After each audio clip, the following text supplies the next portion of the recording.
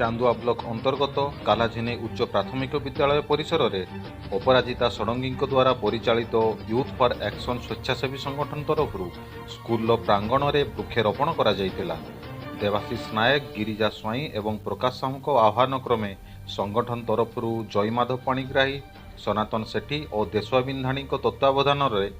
मांकड़केंदा एवं कालाझिनी ग्रामर विकास कुमार सेठी, देवदत्त सेठी, सुमित सेठी, अमित सेठी सहित ग्रामर किछि युवक उक्त कार्यक्रम को सुचारू रूपे आगे नहीं।